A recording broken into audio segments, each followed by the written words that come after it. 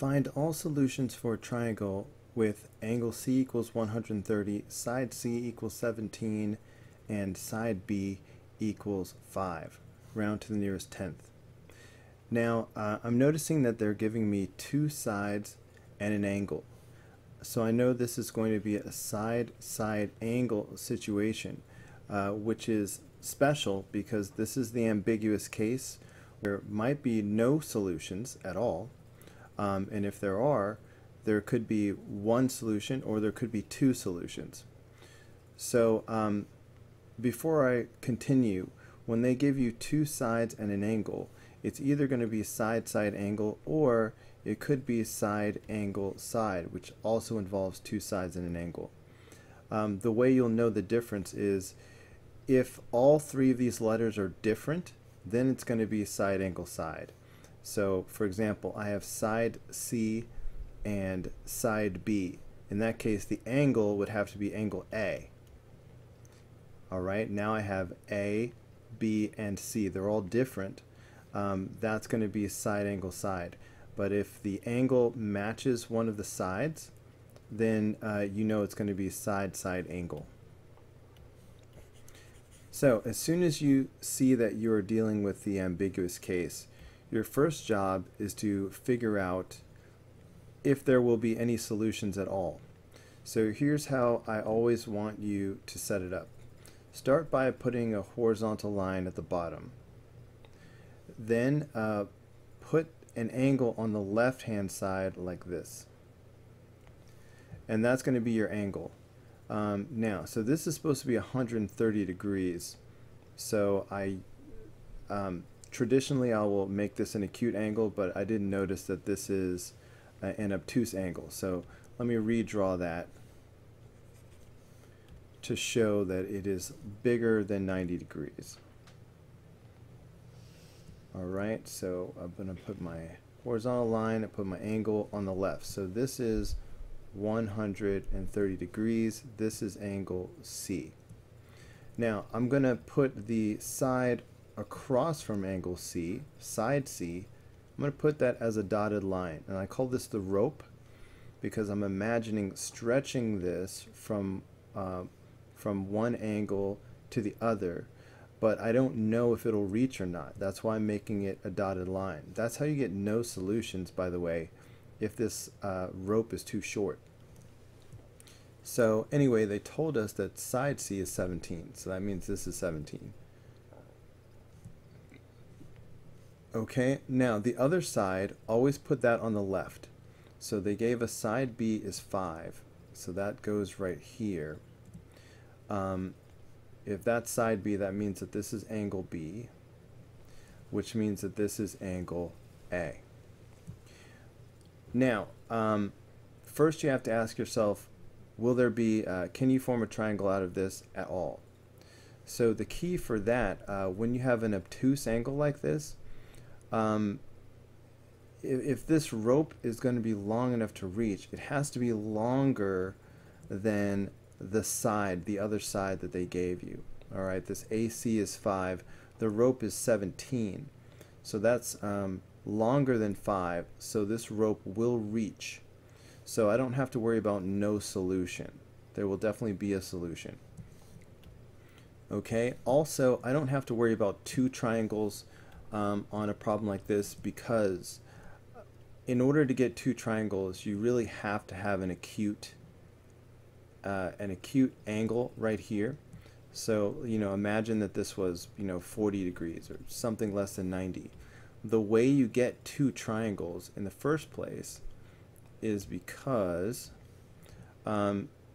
this rope, if the rope can fit in two positions, so imagine the rope could fit right there, but also the rope could fit like this.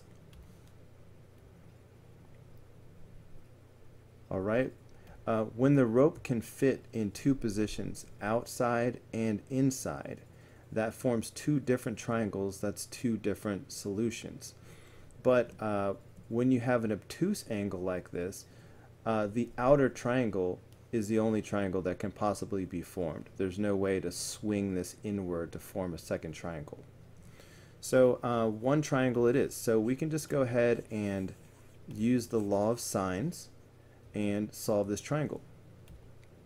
So let's see, what are we missing? So we need to find the measure of angle B. We need to find the measure of angle A. And we need to find side A. And that's the order that we're going to find it in. So I'm always going to start by finding the missing angles, and then I'm going to find the side last. And I picked angle B to find first because that's across from a side that I know. So that's going to be the one I'm going to find first. Okay, so how do we do it? So let's start by finding the measure of angle B. So because I'm finding an angle, I'm going to put angles in the top. So I'm going to say the sine of angle B divided by side B, which is 5, is equal to the sine of angle C, which is 130. So the sine of 130 over side C, which is 17. So this is how the law of sines works. The sine of an angle divided by the opposite side equals the sine of another angle divided by the opposite side. So the 130 and the 17 are an obvious pair to use because I have both the angle and the opposite side. So I'm definitely going to use that every time. Okay, so the easiest way to solve this would be to multiply both sides by 5. So if I multiply by 5 on both sides, these 5s will cancel each other out. So this is going to give me the sine of angle B right now.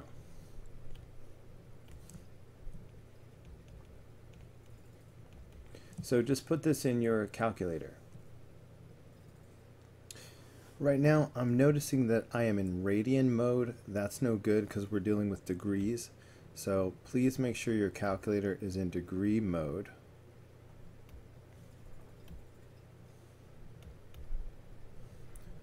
Okay, so what I like to do is hit alpha y equals and enter.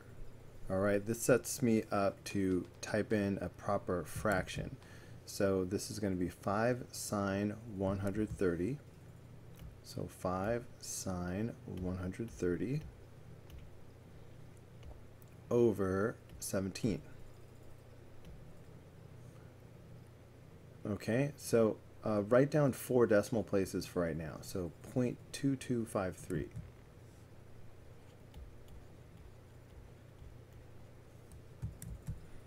All right, now if for some reason your calculator is unable to do that little trick that I just did, then you could type it in this way, 5 sine 130. Please be careful to close the parentheses before you do divided by 17. And that'll give you the exact same thing. So if I want to find angle B, I need to do the inverse sine of 0.2253. Always keep 4 decimal places till the last second, till the very end. Alright, so let's go ahead and do the inverse sine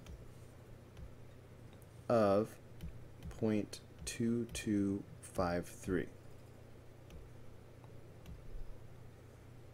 So that's going to give me 13.0. Alright, this is the answer, so I'm rounding to the nearest tenth like they asked. So 13.0.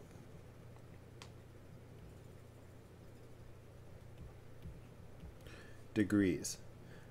Now, if this angle is 13 degrees and angle C is 130 degrees, how do I find angle A? Well, they all have to add up to 180. So I can just do 180 degrees minus 13 minus 130. Whoops, didn't mean to do that. So that leaves me 37 degrees left over for angle A.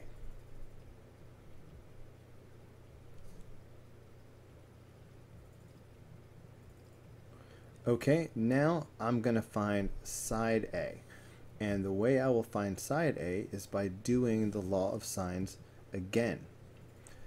Because I'm looking for side, this time I'm going to put sides on top.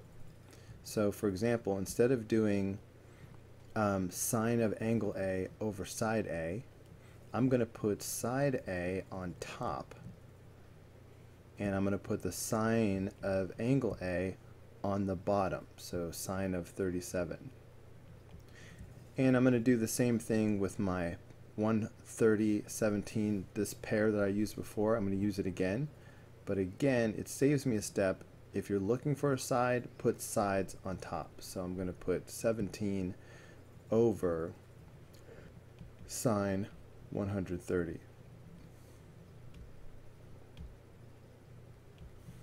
Okay, so the easiest thing to do to get A by itself now is just to multiply both sides by sine 37. That way these sine 37s cancel each other out, and that leaves A by itself. So you can just put this in your calculator.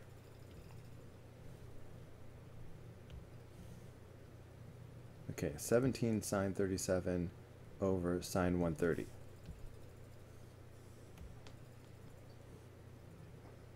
Again, if you want to do this right, hit alpha, y equals, enter.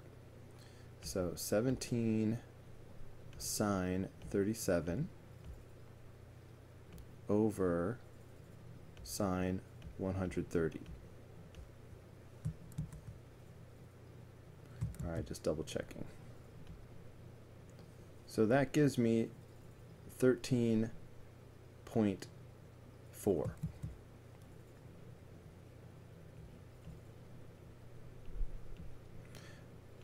All right, so this should be my answer right here. So let's look for this among the remaining options.